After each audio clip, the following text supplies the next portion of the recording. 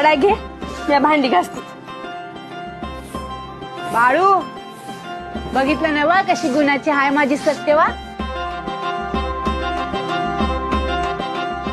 जोरातच हाय मावंद्याची तयारी.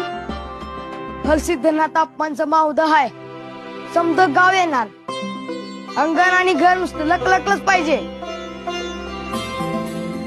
आई बाहेरनं काय आणायचं आहे काय? माहित आहे, पहाटे चला रानात जाऊन फुलं आणा, दाराला तोरण करा, देवाला हार करा.